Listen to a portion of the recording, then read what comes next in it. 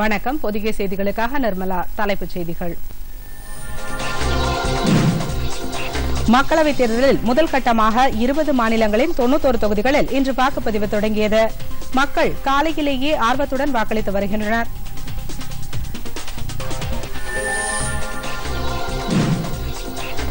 ஜனநாயகத்தை வலுப்படுத்த மக்கள் அனைவரும் திரண்டு வந்து வாக்களிக்க வேண்டும். தலைமை தேர்தல் ஆணையர் சுனில் அரோரா வேண்டுகோள்.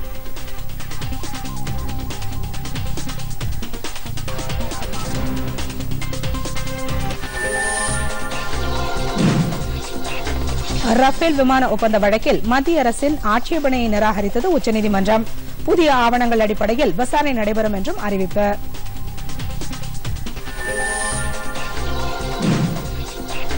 பீகார் மற்றும் அசாம் மாநிலத்தில் இன்று பிரச்சாரம் மேற்கொள்கிறார் பிரதமர் நரேந்திர மோடி.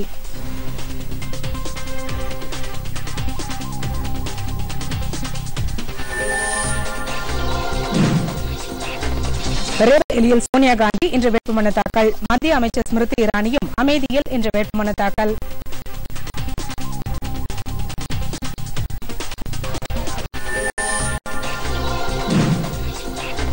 ஐபிஎல் கிரிக்கெட் ஜெய்ப்பூரில் இன்று சென்னை சூப்பர் கிங்ஸை எதிர்கொள்கிறது ராஜஸ்தான் ராயல்ஸ். விரிவான செய்திகள். மக்களவைத் தேர்தலில் முதல் கட்டமாக 18 மாநிலங்கள் மற்றும் 2 யூனியன் பிரதேசங்களில் உள்ள 91 தொகுதிகளில் இன்று முதல் கட்ட வாக்குப்பதிவு தொடங்கியது. ஆந்திராவில் 25, அருணாச்சல பிரதேசத்தில் 2, அசாமில் 5, பீகாரில் 4, காஷ்மீரில் 2, மகாராஷ்டிரத்தில் 7, மேகாலயாவில் 2, ஒடிசாவில் 4, தெலுங்கானாவில் 17, உத்தரப்பிரதேசத்தில் 8, மேற்கு வங்கத்தில் 2 தொகுதிகளிலும் மற்றும் அந்தமான் நிக்கோபார் தீவுகள், லட்சத்தீவுகள், சத்தீஸ்கர், மிசோரம், நாகாலாந்து, சிக்கிம், திரிபுரா ஆகிய மாநிலங்களில் தலா ஒரு தொகுதியிலும் இன்று முதல்கட்ட வாக்குப்பதிவு தொடங்கியுள்ளது.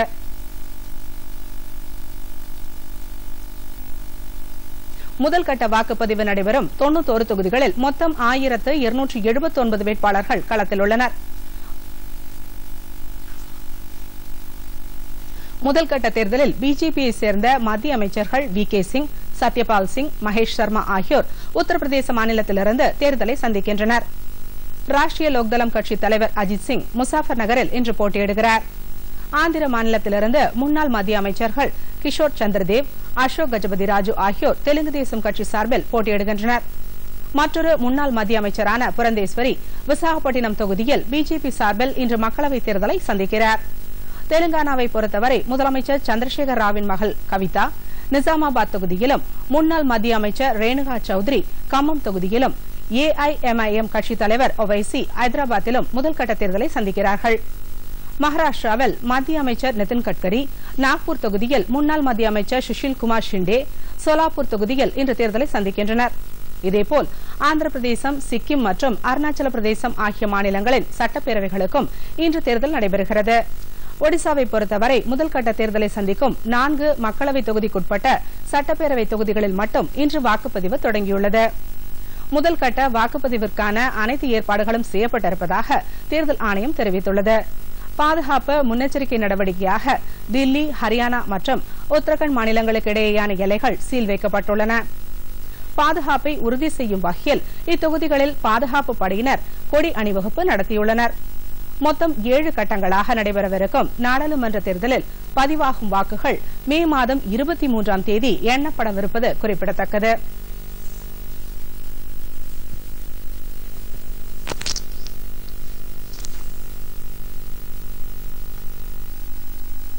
நாடாளுமன்ற தேர்தலுக்கான வாக்குப்பதிவு நாட்டு மக்கள் அனைவரும் பெருமளவிற்கு பங்கேற்று ஜனநாயகத்தை நிலைநாட்ட வேண்டும் என்று தலைமை தேர்தல் ஆணையர் சுனில் அரோரா கேட்டுக் கொண்டுள்ளார்.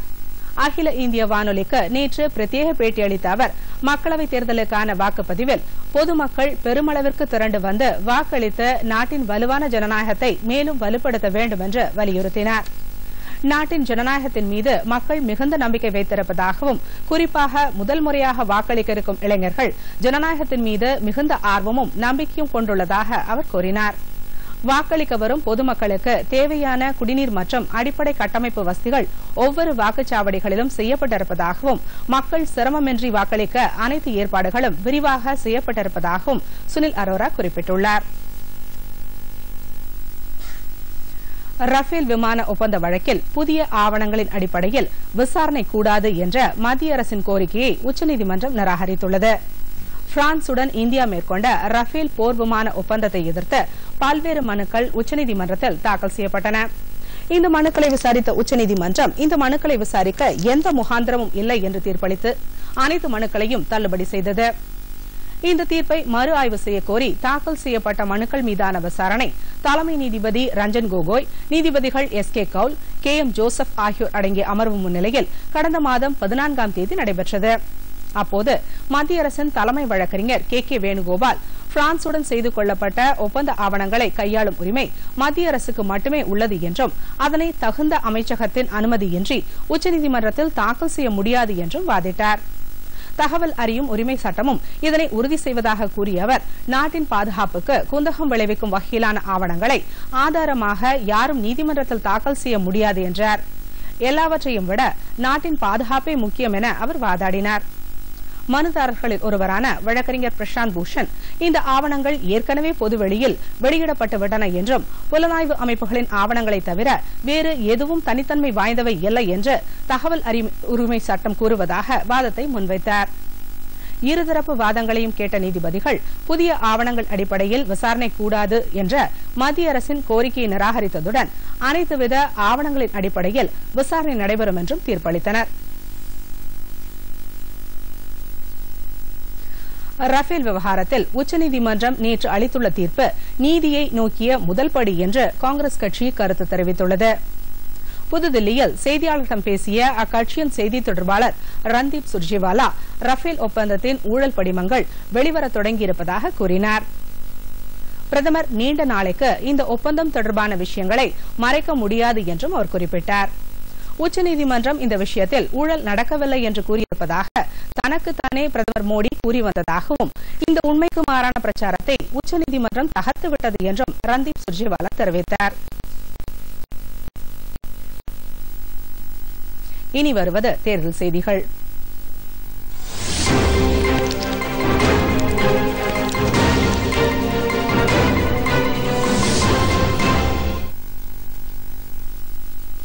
பீகார் மற்றும் அசாம் மாநிலங்களில் பிரதமர் நரேந்திர மோடி இன்று பிரச்சாரம் மேற்கொள்ள உள்ளார். அப்பகுதிகளில் நடைபெறும் பிரச்சார பொதுக்கூட்டங்களில் பங்கேற்ற பிஜேபி சார்பில் போட்டியிடும் வேட்பாளர்களை ஆதரித்து பிரதமர் வாக்கு சேகரிக்க உள்ளார். முன்னதாக குஜராத் மாநிலம் ஜுனாகத்தில் நேற்று நடைபெற்ற தேர்தல் பிரச்சார கூட்டத்தில் பங்கேற்ற பிரதமர் ஏழைகள் மற்றும் மகளிருக்கு ஒதுக்கப்பட்ட நிதியை காங்கிரஸ் கட்சி கொள்ளையடித்து வருவதாக குற்றம் சாட்டினார்.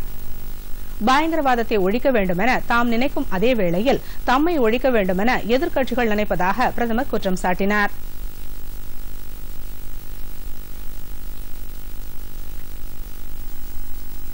உத்தரப்பிரதேச மாநிலம் ரேபரேலி தொகுதியில் காங்கிரஸ் சார்பில் போட்டியிட உள்ள அக்கட்சியின் மூத்த தலைவர் சோனியா காந்தி இன்று தனது வேட்புமனுவை தாக்கல் செய்யவுள்ளார். சோனியா காந்தியுடன் அவரது மகனும் காங்கிரஸ் கட்சி தலைவருமான ராகுல் காந்தி, மகள் பிரியங்கா மற்றும் காங்கிரஸ் மூத்த தலைவர்கள் வேட்புமனு தாக்கல் செய்யும்போது உடன் செல்வார்கள் என்று எதிர்பார்க்கப்படுகிறது. இதேபோன்று அமேதி தொகுதியில் காங்கிரஸ் தலைவர் ராகுல் காந்தியை எதிர்த்து பிஜேபி சார்பில் போட்டியிடும் மத்திய அமைச்சர் ஸ்மிருதி இரானியும் தனது வேட்புமனுவை இன்று தாக்கல் செய்கிறார். உத்தரப்பிரதேச மாநில முதலமைச்சர் யோகி ஆதித்யநாத் மற்றும் பிஜேபியின் மூத்த தலைவர்கள் அமைச்சர் ஸ்மிருதி இரானியுடன் வேட்புமனு தாக்கல் செய்யும்போது உடன் செல்வார்கள் என தெரிகிறது.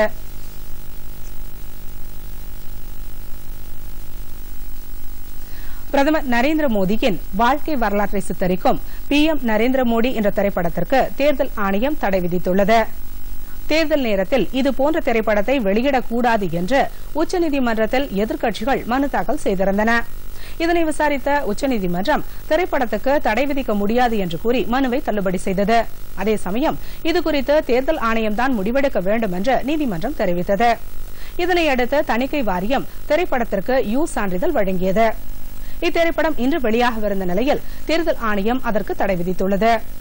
தேர்தல் முடியும் வரை எந்த வாழ்க்கை வரலாறு தொடர்பான படத்தையும் வெளியிடக்கூடாது என்று தேர்தல் ஆணையம் கூறியுள்ளது. தேர்தல் நேரத்தில் இத்திரைப்படம் வெளியிடப்பட்டால் அது வாக்காளர்களின் மனநிலையில் மாற்றத்தை உண்டாக்கும் என்று ஆணையம் கூறியுள்ளது.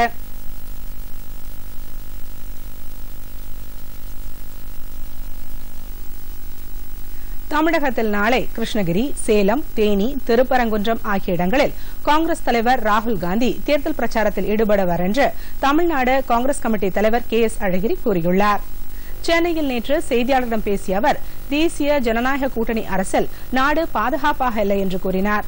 மேலும் நதிநீர் இணைப்பு என்பது சாத்தியமில்லை என்று கூறிய அவர், இது காங்கிரசின் நிலைப்பாடு மட்டுமல்ல, அறிவியல் பூர்வமானது என்றும் கூறினார். ரஃபேல் விவகாரத்தை நீதிமன்றம் விசாரணைக்கு ஏற்றுக் கொண்டிருப்பது மிகப்பெரிய வெற்றி என்றும் அவர் குறிப்பிட்டார். இதனிடையே உத்தரப்பிரதேச மாநிலம் அமேதி தொகுதியில் காங்கிரஸ் கட்சி சார்பில் போட்டியிட அக்கட்சித் தலைவர் ராகுல் காந்தி நேற்று தனது வேட்புமனுவை தாக்கல் செய்தார்.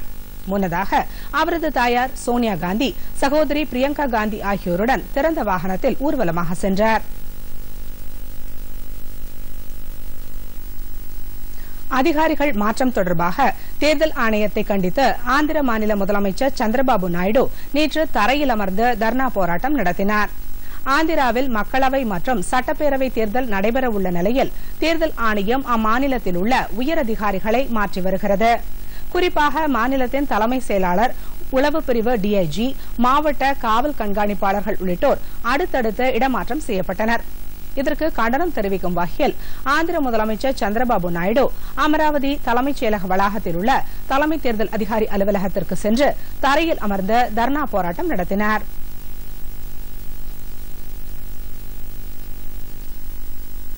மக்களவைக்கு அடுத்த மாதம் 6ஆம் தேதி நடைபெறவுள்ள 5ஆம் கட்ட வாக்குப்பதிவுக்கான அறிவிக்கையை தேர்தல் ஆணையம் நேற்று வெளியிட்டது. நாடு முழுவதும் 7 மாநிலங்கள் மற்றும் யூனியன் பிரதேசங்களில் உள்ளடங்கிய 51 தொகுதிகளில் 5ஆம் கட்ட வாக்குப்பதிவு நடைபெறவுள்ளது. இதற்கான வேட்புமனு தாக்கல் நேற்று தொடங்கியது. வேட்புமனுக்களை தாக்கல் செய்வதற்கு இம்மாதம் 18ஆம் தேதி கடைசி நாளாகும். வேட்புமனுக்கள் மீதான பரிசீலனை 20ஆம் தேதி நடைபெறும். வேட்புமனுக்களை விலக்கிக் கொள்வதற்கு 22ஆம் தேதி கடைசி நாளாகும்.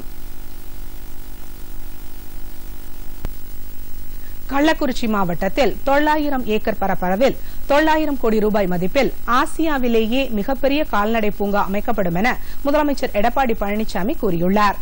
கள்ளக்குறிச்சி மக்களவைத் தொகுதியில் அஇஅதிமுக கூட்டணி சார்பில் போட்டியிடும் தேமுதிக வேட்பாளரை ஆதரித்து வாக்கு சேகரித்த முதலமைச்சர், சின்னசேலம், தியாகதுருவம் ஆகிய பகுதிகளில் புதிய தீயணைப்பு நிலையங்கள் அமைக்கப்படும் என்றார்.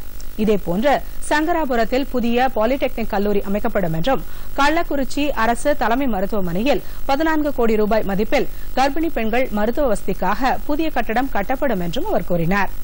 இதையடுத்து விழுப்புரம் மக்களவைத் தொகுதியில் பாமக சார்பில் போட்டியிடும் வேட்பாளரை ஆதரித்து உளுந்தூர்பேட்டையில் முதலமைச்சர் பழனிசாமி வாக்கு சேகரித்தார். தருமபுரி, கிருஷ்ணகிரி மாவட்ட மக்களின் நீண்டகால குடிநீர் பிரச்சினையை தீர்த்து வைத்தது மறைந்த முன்னாள் முதலமைச்சர் மு கருணாநிதிதான் என திமுக தலைவர் மு க ஸ்டாலின் கூறியுள்ளார்.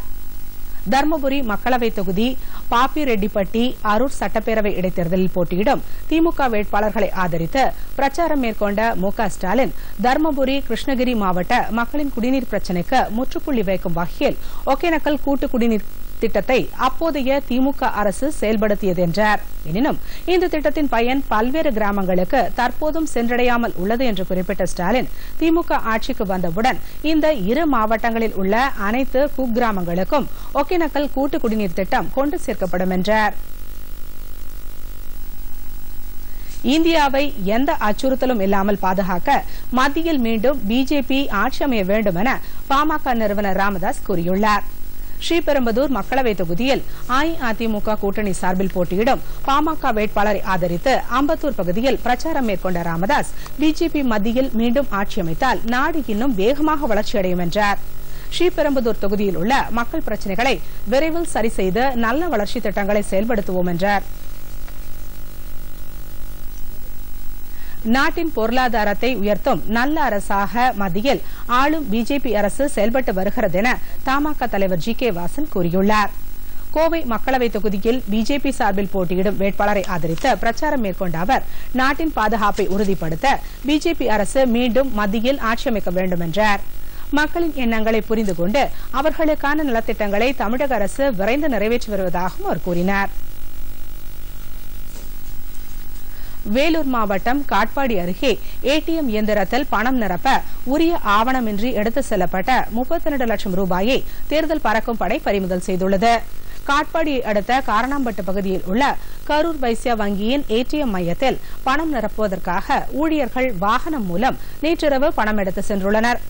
அப்போது வாகன சோதனையில் ஈடுபட்டிருந்த பறக்கும் படை அதிகாரி தேவராஜ் தலைமையிலான குழுவினர் இந்த வாகனத்தையும் சோதனையிட்டனர். அதில் உரிய ஆவணங்களின்றி 32 லட்சம் ரூபாய் எடுத்து வந்தது தெரியவந்தது. இதையடுத்து அந்த ரொக்கத்தை பறிமுதல் செய்த பறக்கும் படை காட்பாடி உதவி தேர்தல் அலுவலர் முன்னிலையில் கருவூலத்தில் வைத்தனர்.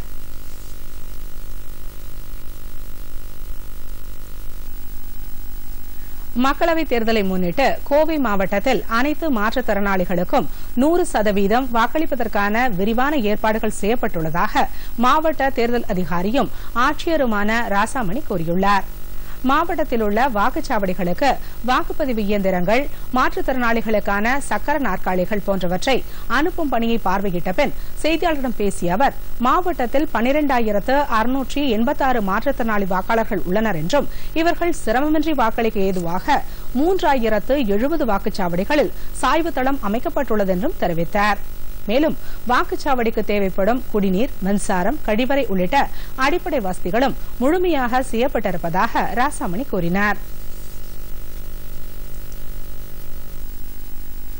அடுத்து சில முக்கிய செய்திகளை விரைவுச் செய்திகளாக பார்ப்போம்.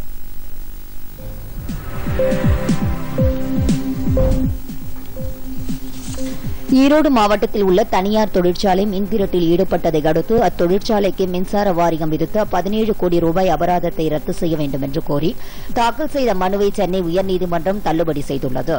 இந்த மனுவை விசாரித்த சென்னை உயர்நீதிமன்ற டிவிஷன் பெஞ்ச், மின்சார வாரியம் தனது சட்டத்திட்டங்களுக்கு உட்பட்டு நுகர்வோருக்கு மின் இணைப்பு வழங்குகிறது என்றும், எனினும் மின்திரட்டில் ஈடுபடுவது குற்றம் என்பதால் அதற்காக மின்சார வாரியம் விதித்த அபராத நடவடிக்கையில் எந்தவித விதிமீறலும் இல்லை என்றும் நீதிமன்றம் கூறி தொழிற்சாலை சார்பில் தாக்கல் செய்யப்பட்ட மனுவை தள்ளுபடி செய்தது.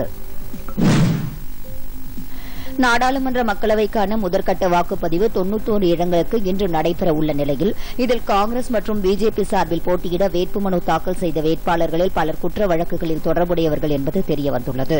குறிப்பாக காங்கிரஸ் மற்றும் பிஜேபி சார்பில் போட்டியிட இரு கட்சிகளிலும் தலா 83 பேர் வேட்புமனு தாக்கல் செய்துள்ளனர்.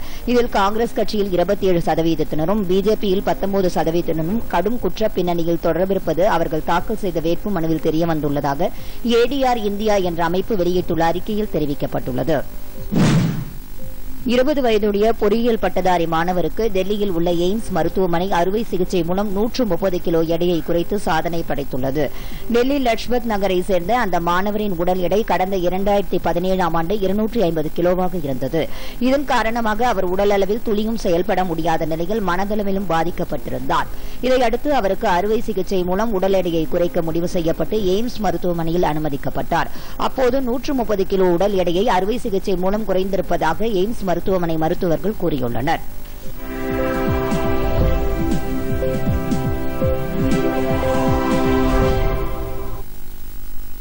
அடுத்து வருவது உலகச் செய்திகள்.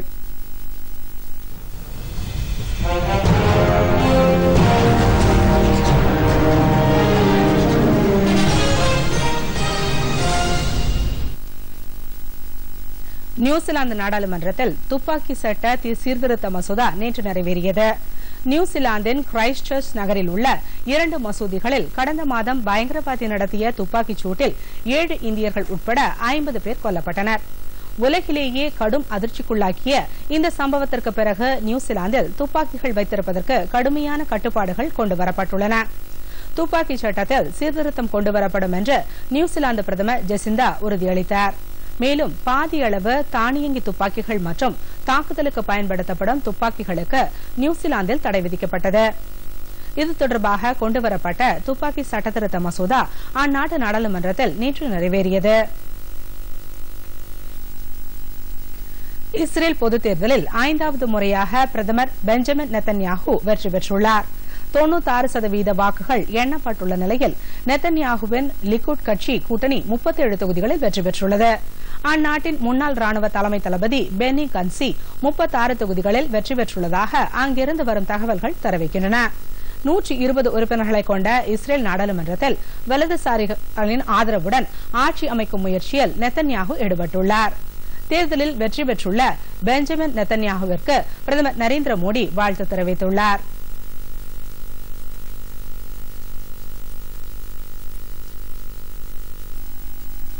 இனி வருவது விளையாட்டுச் செய்திகள்.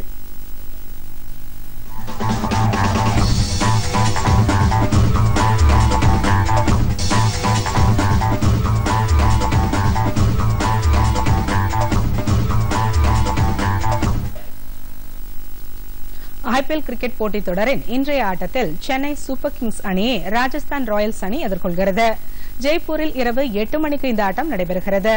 முன்னதாக மும்பையில் நேற்றிரவு நடைபெற்ற கிங்ஸ் 11 பஞ்சாப் அணிக்கு எதிரான ஆட்டத்தில் 3 விக்கெட் வித்தியாசத்தில் வெற்றி பெற்றது. டாஸ் வென்ற மும்பை அணி முதலில் பந்து வீச தீர்மானித்தது. அதன்படி களமிறங்கிய பஞ்சாப் அணி நிர்ணயிக்கப்பட்ட 20 ஓவரில் 4 விக்கெட்டுகளை இழந்து 197 ரன் எடுத்தது. இந்த அணியின் லோகேஷ் ராகுல் சதம் அடித்து ஆட்டமிழக்காமல் இருந்தார். மற்றொரு நட்சத்திர ஆட்டக்காரரான கிறிஸ் கெயில் 63 ரன் எடுத்திருந்தார். 198 ரன் எடுக்க வெற்றி இலக்குடன் களமிறங்கிய மும்பை அணி நிர்ணயிக்கப்பட்ட 20 ஓவரில் 7 விக்கெட்டுகளை இழந்து 3 விக்கெட் வித்தியாசத்தில் வெற்றி பெற்றது. மும்பை இந்தியன்ஸ் அணித் தலைவர் ரோஹித் சர்மாவுக்கு காலில் ஏற்பட்ட காயம் காரணமாக அவர் நேற்றைய ஆட்டத்தில் பங்கேற்கவில்லை. இதனால் கிரண் போலார்ட் அணித்தலைவராக செயல்பட்டார். அவர் நேற்றைய ஆட்டத்தில் 31 பந்துகளில் 10 சிக்சர்கள் 3 பவுண்டரிகள் என 83 ரன் குவித்து மும்பை அணியின் வெற்றிக்கு வித்திட்டார்.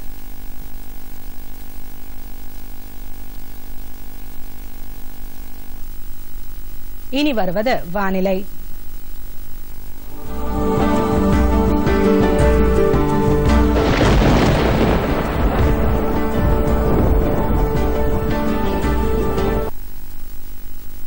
தமிழகத்திலும் புதுவையிலும் அடுத்த 24 மணி நேரத்திற்கு வறண்ட வானிலையே காணப்படும் என்று சென்னை வானிலை ஆய்வு மையம் தெரிவித்துள்ளது. ராயலசீமாவிலிருந்து உள் தமிழகம் வழியாக குமரி கடல் வரை ஒரு மெல்லிய காற்றழுத்த தாழ்வு நிலை நிலவியதால் தமிழகத்தின் ஒரு சில இடங்களில் லேசான மழை பெய்துள்ளது. திருநெல்வேலி மாவட்டம் ஆயக்குடி மற்றும் தென்காசி பகுதிகளில் லேசான மழை பதிவானது. இதனிடையே கரூர், பரமத்தி வேலூர் பகுதிகளில் அதிகபட்சமாக 41 டிகிரி செல்சியஸ் வெப்பம் பதிவானது.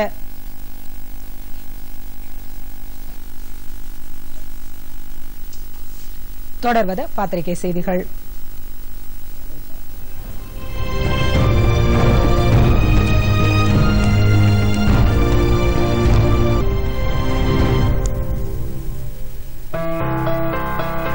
தமிழகத்தில் வாக்குப்பதிவை கண்காணிக்க 7280 நுண் பார்வையாளர்கள் நியமனம். தலைமை தேர்தல் அதிகாரி தினத்தந்தி.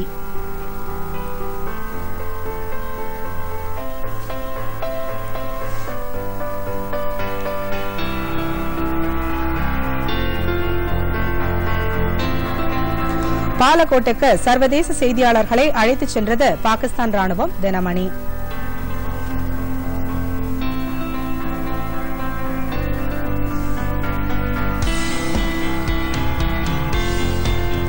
சிறு குறு நடுத்தர நிறுவனங்கள் துறையில் அடுத்த 5 ஆண்டுகளில் 1 கோடி வேலைவாய்ப்புகளை உருவாக்க முடியும்.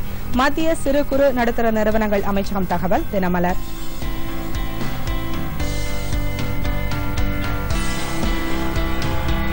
சிங்கப்பூர் ஓபன் பேட்மிண்டன் மகளிர் பிரிவில் 2வது சுற்றுக்கு முன்னேறியுள்ளனர் இந்தியாவின் PV சிந்து, சாய்னா நேவால். தினகரன்.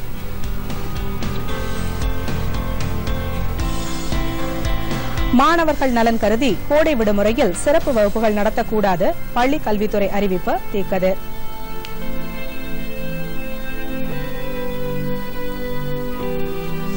பாலியல் வன்கொடுமை தொடர்பான சிபிஐ விசாரணையை நீதிமன்றம் கண்காணிக்க கோரிய வழக்கு. சிபிசிஐடி போலீசார் ரகசிய அறிக்கை தாக்கல். தி இந்து, தமிழ்.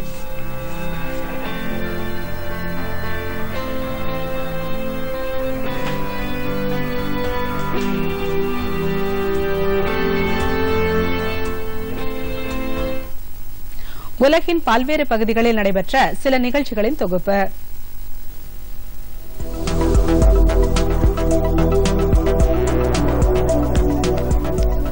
பிரான்ஸ் தலைநகர் பாரிஸில் 1645ஆம் ஆண்டு கட்டப்பட்ட பழங்கால தேவாலயத்தில் தேவதைகள் மற்றும் பூத கணங்களின் சிலைகளை மீண்டும் பொருத்தும் பணி மும்முரமாக நடைபெற்று வருகிறது.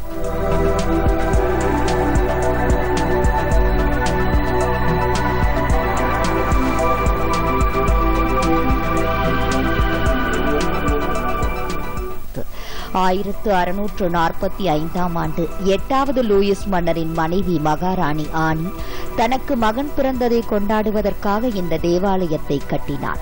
பின்னர் இந்த தேவாலயம் 1661ஆம் ஆண்டு புதுமையான சிற்பங்களால் அலங்கரிக்கப்பட்டது.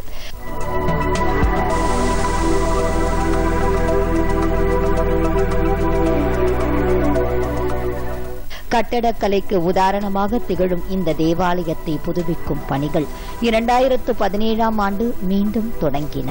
தற்போது இந்த தேவாலயத்தில் அழகிய பிரான்ஸ் தேவதைகளின் சிலைகளும் பூதகணங்களின் சிலைகளும் கிரேன்களின் உதவியுடன் பொருத்தப்பட்டு வருகின்றன.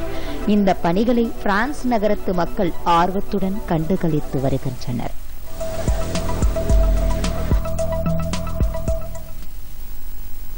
மீண்டும் தலைப்புச் செய்திகள்.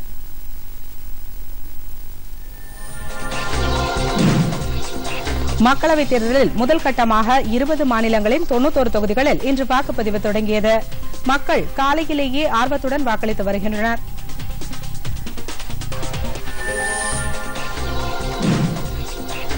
ஜனநாயகத்தை வலுப்படுத்த மக்கள் அனைவரும் திரண்டு வந்து வாக்களிக்க வேண்டும். தலைமை தேர்தல் ஆணையர் சுனில் அரோரா வேண்டுகோள்.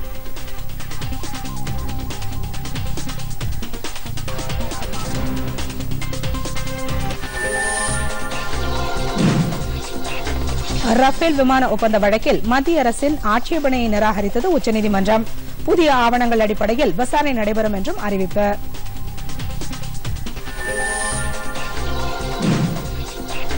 பீகார் மற்றும் அசாம் மாநிலத்தில் இன்று பிரச்சாரம் மேற்கொள்கிறார் பிரதமர் நரேந்திர மோடி.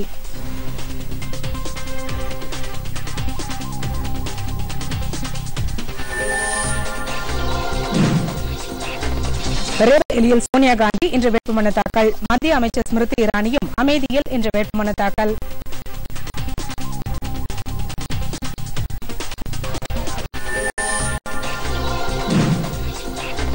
ஐபிஎல் கிரிக்கெட் ஜெய்ப்பூரில் இன்று சென்னை சூப்பர் கிங்ஸை எதிர்கொள்கிறது ராஜஸ்தான் ராயல்ஸ்.